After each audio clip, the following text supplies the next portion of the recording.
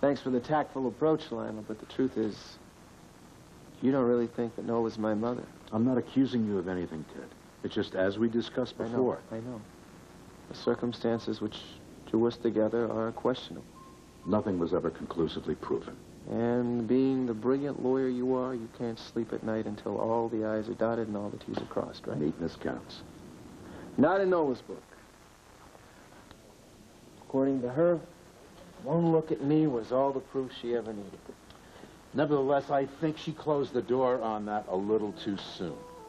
Now, what if the real Ted Orsini is still out there somewhere? Now, what if you have a mother somewhere?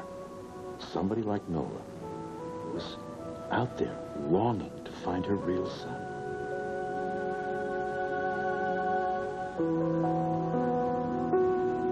Lionel, from the moment I arrived at that vineyard, Nola was convinced that I couldn't be anybody but her long-lost son.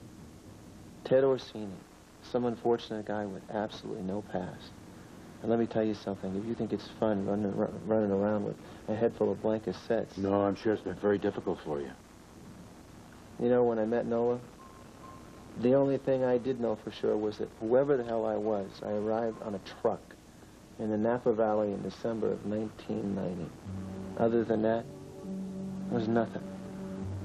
Nothing. No childhood. No adolescence. Nothing. Nola had everything. Names, dates, even a birth certificate. And all those pictures. I mean, boxes and boxes of those family snapshots of people that I do look a lot like. Most of all, her husband when he was my age. Yes, you do resemble him. Well, she's given me a lot. A sense of who I am, where I belong, a family. No matter how uncertain I felt, it felt great to look at that woman and know that no matter what, she had no doubts at all. After Joseph died, she'd given up. She was just going through the motions, waiting for the day when she could join him. She even told me she had nothing to hope for.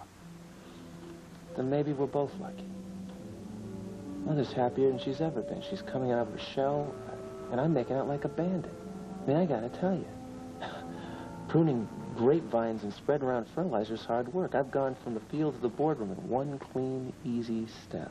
Well, at least you're honest about it. No. Like I said, I'm lucky. At least I have been. Up until now. This is a weird question, so I'm just going to ask it. Have you ever had a recurring dream? Well, when I was a youngster, I used to dream about flying, but now not what? Oh, you have one? Every night. Every night. It went away for a while, but ever since we came to the East Coast, it's come back again, and it's always the same. Always. I'm a kid, I'm hurt, and I'm calling after some guy not to leave me alone. How old are you in this dream? 7, 8, maybe? Same age Ted Orsini was when he disappeared. Exactly. Another fact in Nola's little arsenal. She thinks the dream is obviously about some guy who kidnapped me. Can you see him? No, I can't see anybody or anything. Just bushes and the woods, like I'm in a park. Where are you hurt? My leg. At least I think it's my leg. I can't get up. I can't move. And I'm desperately afraid of being alone or being left behind. Well, maybe Nola's right. Maybe your subconscious mind is just reliving the abduction. Well, there's more. You see, today my little nightmare became more than just a dream. Something came back to me. A voice. A woman's voice, saying that she didn't want to lose me. You hearing voices?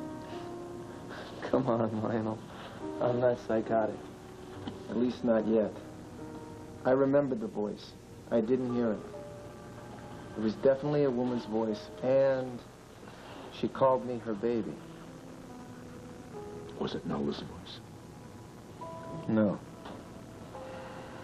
Nola thinks that there was some woman involved in the abduction who grew to care about me. I mean, she's, Nola, as well as I do, she's always got a sunshiny way of looking at things. Ever since this dream's come back, I got this feeling in my gut. No matter what I do, it won't go away.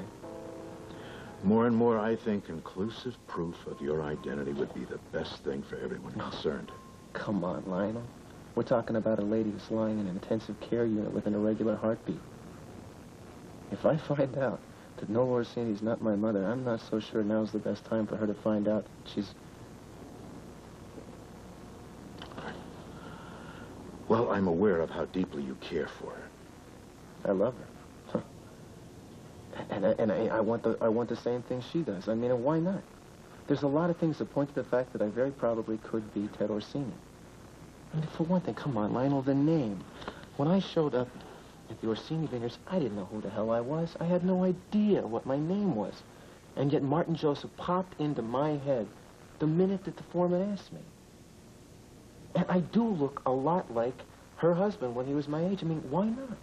Well, that's Nola's view on it. Certainly to her, there's just no other possible explanation. Yeah. Well, I wish I had her faith. And this will nonsense is just driving me up the wall. Oh. Me too. I can't tell you how adamantly opposed she was to drawing up a will. I mean, for as long as I know her. She used to make fun of it. She would say it was bad luck. Exactly. And now she acts like she can't get through the day without one. Lionel, you've always been a really good friend. I need to know the truth. If you were in my position, what would you do? I'd find out. Definitely, if there's a way to do this, Ted. Maybe even give a name to the voices you're remembering.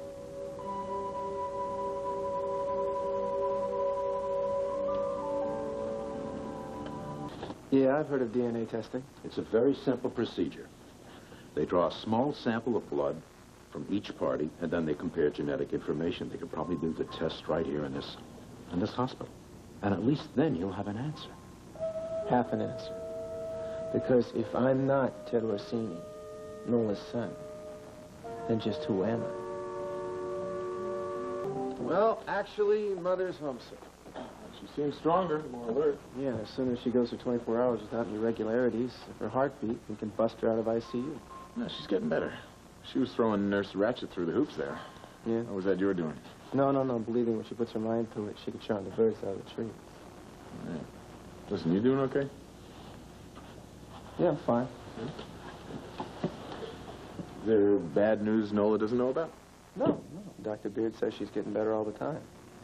I just wish she believed it, stopped acting like every day's her last. Yeah, well, that's going to be tough. Yeah, it is. Listen, Edmund. Yeah. I'm sorry to ask this, but, your mother's dead, right? Yeah, since I was 18. Well, Nola is a tabloid freak. I mean, she reads them all the time, and she told me that, the man that raised you wasn't your biological father. That's right. Well, forgive me for asking, but when you found out, how did it feel?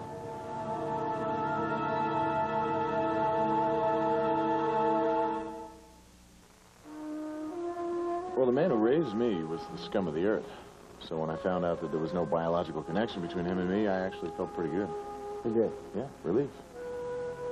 Well, imagine if there was someone that thought they had a parent.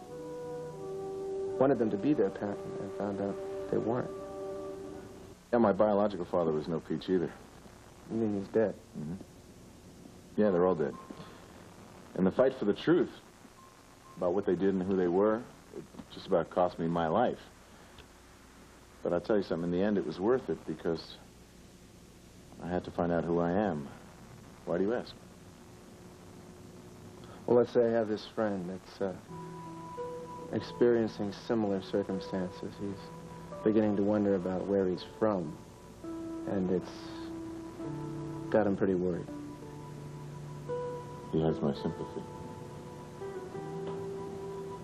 Thanks.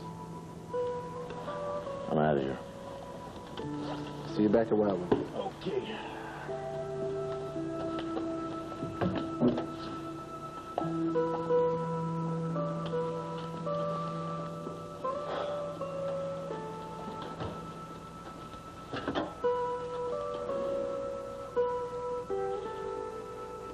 Nice living, baby.